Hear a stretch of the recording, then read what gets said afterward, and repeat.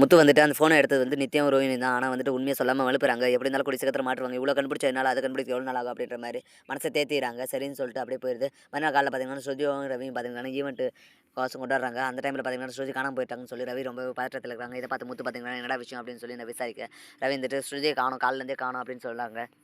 சரி நான் தெரிஞ்ச இடத்துலலாம் கேட்குறேன். அவங்க வழக்கமா போற இடத்துலலாம் போய் பார்த்துட்டு வரேன் அப்படின்னு சொல்லிட்டு பார்த்தீங்கன்னா, முத்து கார எடுத்துட்டு போயிட்டு இருக்காங்க. முத்து போன இடத்துல பார்த்தீங்கன்னா, ஸ்ருதி வந்துட்டு பார்லர்லாம் ரெடி பண்ணிட்டு வெளிய வராங்க. அத பார்த்து முத்து பார்த்தீங்கன்னா, "எங்க போயிட்ட? நீ கால் பண்ணா கூட எடுக்கவே இல்ல." அப்படின்ற மாரி சொல்றாங்க. "ஏய் நான் மேக்கப் போட்டுருந்தேன். அந்த டைம்ல எப்படி ஃபோன் எடுக்குறது?" அப்படின்ற மாரி சொல்றாங்க. சரி வா உன்ன காணோம்னு சொல்லிட்டு எல்லாருமே பதட்டத்துல இருக்காங்கன்னு சொல்லிட்டு பார்த்தீங்கன்னா, கூட்டு போறாங்க. கூட்டு போயிட்டு பார்த்தீங்கன்னா, ஜாலியா ஈவென்ட்லாம் முடிஞ்சது. மறுநாள் காலைல பார்த்தீங்கன்னா, மனோஜ் வந்துட்டு சாமியார் சொன்ன மாரியே வந்துட்டு ரோஹினி காலங்காத்தால போய் அடிக்க போறாரு. அந்த டைம்ல பார்த்தீங்கன்னா, ரோஹினி வந்து பேய் புடிச்ச மாரியே வந்துட்டு ஆக்டிங் பண்றாங்க. இத பார்த்து மனோஜ் பார்த்தீங்கன்னா, ரொம்ப பயப்படுறாங்க. என்னடா இது நம்ம இவ்வளோ நாள் அடிச்சோம் வந்து பேய் போலயா? என்ன பண்ணலாம்? அப்படின்னு சொல்லிட்டு யோசிக்கிறாங்க.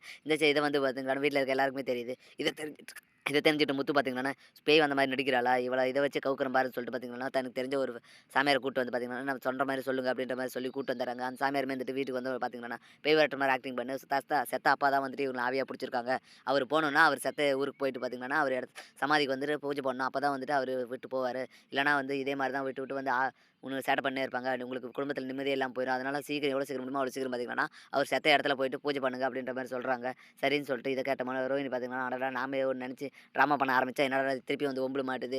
என்ன பண்ணலாம் அப்படின்னு சொல்லிட்டு யோசிக்கிறாங்க. சரி இதுக்கு எதனா ஒரு வழி பண்ணலாம் அப்படின்னு சொல்லிட்டு நெனச்சிருக்காரு. வித்யா வந்துட்டு அப்போ தன்னோட மாமனார் தான் வந்துட்டு போகாம இப்படி தொல்ல பண்றாரோ!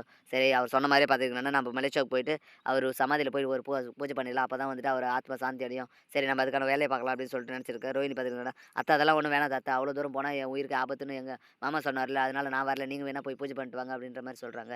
"நீ இல்லாத எப்படி ரோஹினி? அதெல்லாம் பார்த்துல போலீஸ் புரொடக்ஷன்லாம் நான் ஏற்பாடு பண்றேன். அந்த மலேசியா தாத்தா கிட்ட சொல்லி நான் முத்துவ பண்ண சொல்றேன். நீ வா நம்ம எல்லாரும் குடும்பத்தோட போயிட்டு அவரு செத்த இடத்துல பார்த்தீங்கன்னா, பூஜை பண்ணிட்டு வரலாம் அப்படின்ற மாரி சொல்றாங்க. என்னடா இது வம்பா போச்சு. ஒரு தலைவலி போனா இன்னொரு தலைவலி வந்துடுதுன்னு சொல்லிட்டு ரோஹினி பார்த்தீங்கன்னா, ரொம்பவே நொந்துட்டு இருக்காங்க. இப்படி தான் வரப்போற எபிசோட் வந்து போப்போது. அடுத்து என்னென்னலாம் இன்ட்ரஸ்டிங்கா நடக்க போகுதுன்றத நான் அடுத்தடுத்த வீடியோல சொல்றேன். மேலும் இது போன்ற வீடியோக்கள தொடர்ந்து பார்க்க மறக்காம நம்ம சேனல சப்ஸ்கிரைப் பண்றேங்க. கூடவே பெல் பட்டன் அழுத்துங்க. அப்பதான் நான் போடுற ஒவ்வொரு வீடியோ உங்களுக்கு நோட்டிஃபிகேஷன் வரும். Thank you.